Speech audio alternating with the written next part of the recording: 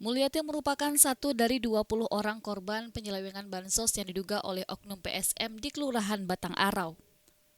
Ia tidak menyangka bantuan yang seharusnya bisa meringankan beban ekonomi keluarganya hilang ditilap oleh orang yang tidak bertanggung jawab.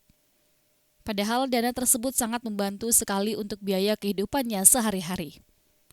Terlebih di pundaknya ia juga ada tanggung jawab lain, lantaran mesti membantu ekonomi sanak saudaranya karena di rumah orang tuanya di Kampung Batu RT 01 RW 02 juga ada 5 orang anak yatim yang merupakan ponakannya yang juga membutuhkan biaya. Kini tidak jarang untuk memenuhi kebutuhan ia terpaksa tutup lobang gali lobang alias berhutang. Saat ini Mulyati mengaku kembali menerima jasa setrikaan dari warga di sekitar tempat ia tinggal, di tengah kondisi sakit asam urat dan kolesterol yang ia derita. Mulyati menyebut si oknum PSM yang diduga melakukan penilapan juga pernah meminta uang senilai Rp50.000 kepada penerima bansos dengan alasan untuk membeli minum petugas pos yang telah menyalurkan. Meski dengan berat hati, Mulyati mengaku terpaksa harus memberikan dengan harapan namanya tetap aman sebagai penerima bansos. Untuk kebutuhan di rumah lah, Pak. Nah, itu.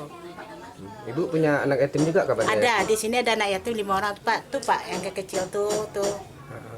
Nah, Sekarang ibu kan nggak menerima nih, Bu. Iya. Terus gimana ibu mengakalinya, Bu? ya mengakalinya gimana lagi, Pak? Ya ada apa adanya, Pak. Ada ngutang, Pak.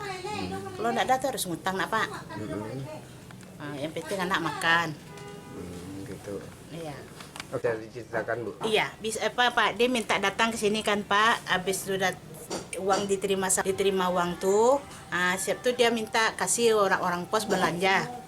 Istilah untuk beli airnya katanya, Pak. Itu berapa duit, Bu? 50.000.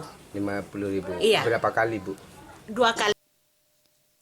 Sementara itu, praktisi hukum Suharizal meminta kejaksaan yang saat ini telah menerima laporan dari korban penyelewengan dana PKH agar menyelidiki kasus tersebut. Ia menyebut penanganan mesti dilakukan dari hulu hingga ke hilir.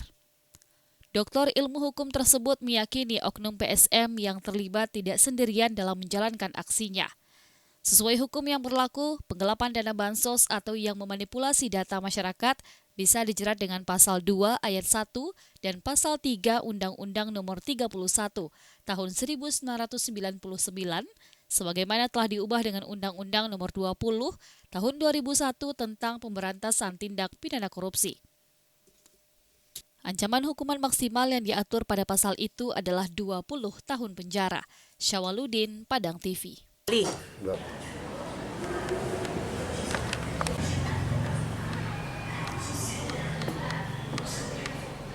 Dari pemberitaan yang ada, anggaplah misalnya satu case salah sasaran, itu sudah terpenuhi pasal 2 dan pasal 3 Undang-Undang Tipikor tadi itu.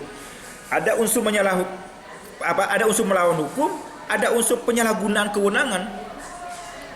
Nah, artinya adalah 2 pasal ini bisa dijadikan paling tidak oleh kejaksaan. Nah, pasal-pasal lain barangkali pasal-pasal soal gratifikasi. Nah, bisa juga kemudian itu ditarik agar ini tidak bias dia sebagai sebuah pidana lain. Kita kan orang bisa saja mengatakan, wah ini bukan korupsi, ini adalah misalnya penggelapan, begitu kan ya.